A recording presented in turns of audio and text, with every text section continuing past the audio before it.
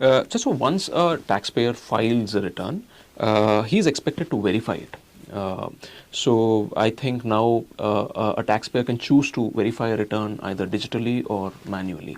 So can you explain to us the different ways in which a taxpayer can actually verify his return? So the point, Subhash, to note is that verification is a very important step in the return filing process. The return is still incomplete without the verification. So what we have seen is that nearly 88% of our taxpayers they complete the verification along with the filing process itself. So as you may be aware, or as taxpayers may be aware, that when you are ready to submit the return, it will ask a question whether you want to e-verify now or whether you want to verify later or whether you want to submit an ITRV. And ITRV is a verification form which you can print out and send physically to CPC Bangalore, which is with signature, which is a physical mode of verification. But what we have seen is that large majority of our taxpayers have opted for e-verification. So today we have close to 81% of our taxpayers are verifying electronically immediately as soon as they are filing. And the most common way of e-verifying is using Aadhaar OTP.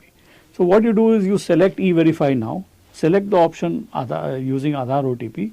You will get an OTP on your mobile which is linked to Aadhaar. You will enter the OTP on the e-filing portal and your verification is complete.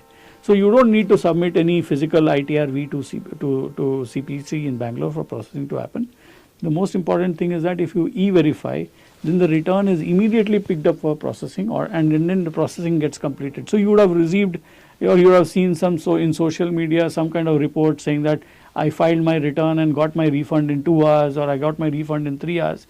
So this is possible only if you e-verify. If you send your ITRV by post, then it will reach Bangalore later, and then only after it is verified in Bangalore, then only the return will be taken up for processing. So physical submission of ITRV takes a longer time. Right. E-verification is the best option. There are multiple modes of e-verification. Sir, so for verification, I mean, now we've been talking about individuals.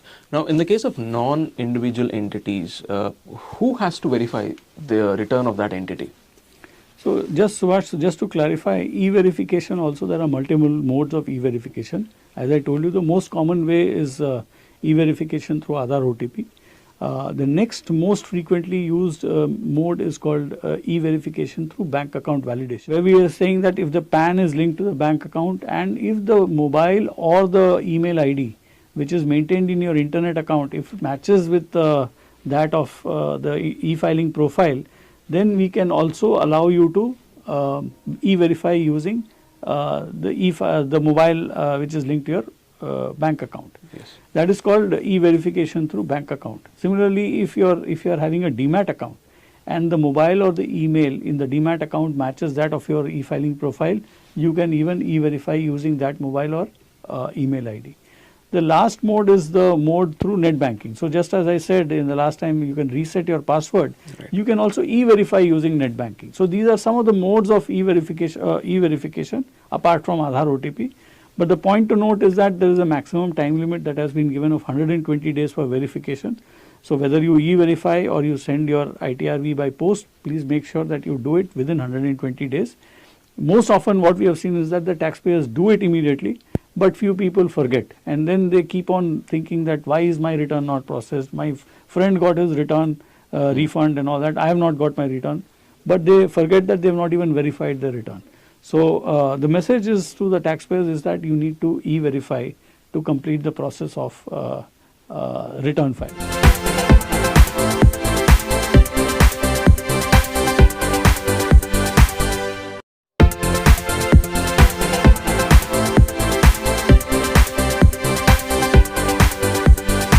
So we have also received some queries and clarifications that when the taxpayers tried to validate their returns using the offline utility, they were successful. But then when they tried to upload this online, that attempts failed. So what is the way out in such circumstance? So if you see in the instruction itself, in every income tax return, the PDF that was notified by CVDT, the instructions, it carries a whole lot of validations that we have proposed to be done as a part of the filing process. I'll give you a simple example. As you said, that supposing the loss from house property interest has to be restricted to 2 lakhs.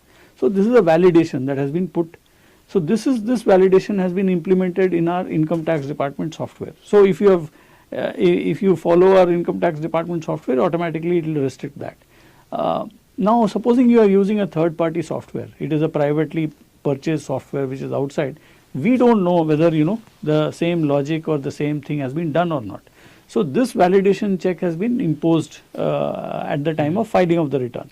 So there are some validations that will be done as a part of the return preparation process and as a part of the return submission process.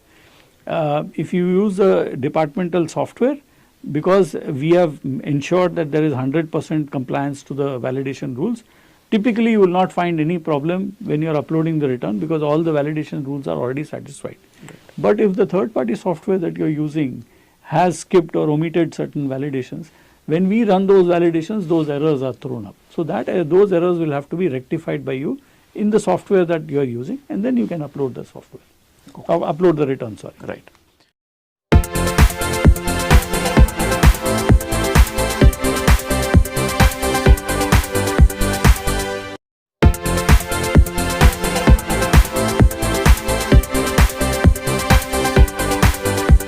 So interest under 234A, that is one question that is very frequently pops up in the clarifications that we receive from taxpayers. So so some taxpayers have asked us as to why is interest under 234A being charged even when the due date is now extended to 31st December 2021. So could you clarify on that?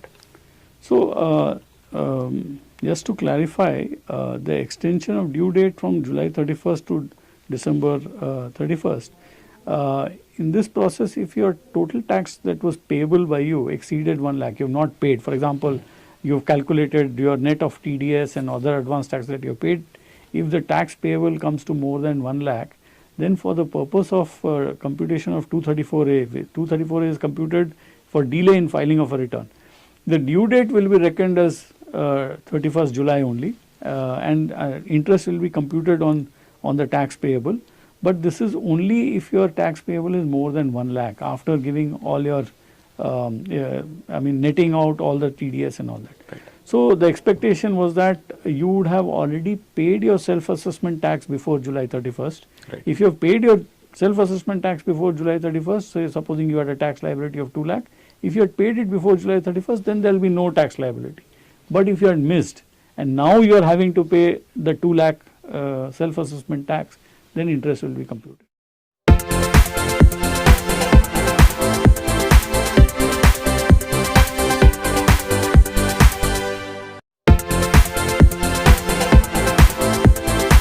So sir, we usually see that some taxpayers are receiving the refunds very quickly and some of them are waiting still to get that refunds.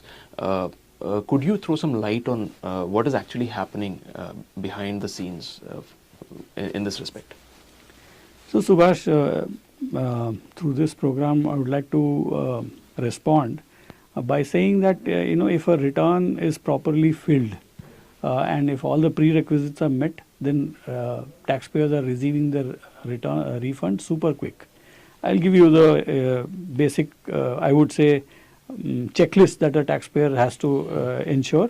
Number one is that he should immediately verify. So all those taxpayers who are receiving refunds early are verifying using Aadhaar OTP. So the process of filing is complete. That is number one. Number two, their bank account is validated. That means that through either online process or through an offline process, the bank account selected for refund credit is already seeded with their PAN number. So what happens is that then we can immediately, there is no question of any refund failure. It's an active account. It is not any of the account which are logged or frozen or things like that. It's an active account, and where it is validated and PAN number is available with the bank. If the KYC is done and PAN number is available and the bank account number is validated, direct credit is possible. This is the second. Third is that he must not have any outstanding tax demand. So if there is any demand pending, then we have to issue a notice under 245 to him, and then he has to respond, or then we will adjust, or we will have to adjust the refund against the demand. So if he doesn't have any outstanding tax demand, then the refund gets credited immediately. The fourth reason is that he must report all the income that is there, which is shown properly, accurately, and he must claim all his taxes properly. Why I am saying that is that if there is any discrepancy, then the law provides for prima facie adjustment notices to be issued. So if there are any discrepancies like this, deductions which are claimed and then they are not matching, or the income is not matching, sometimes we issue notices for either a defective return or a prima facie adjustment. Few refunds are also subject to additional verification or examination. So for example, you have claimed a very high refund, but your which is completely in your employer has deducted, say, full taxes and TDS. Now you are showing deductions much over and above that, or some situations like this where we feel that the refund is slightly risky, then we may withhold those refunds for a small time till we examine those refunds. But that is why I said, if your filing process is accurate and you have taken care of the prerequisites of verification, bank account validation, and then there is no outstanding demand, you should receive the refunds quickly.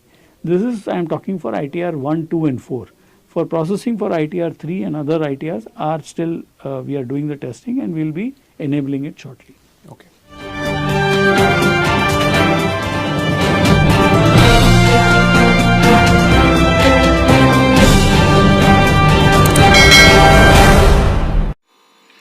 दोस्तों, ये मेरी 7 किताब है जो कि amazon.com पर publish है। आप इसे डाउनलोड करके पढ़ सकते हैं।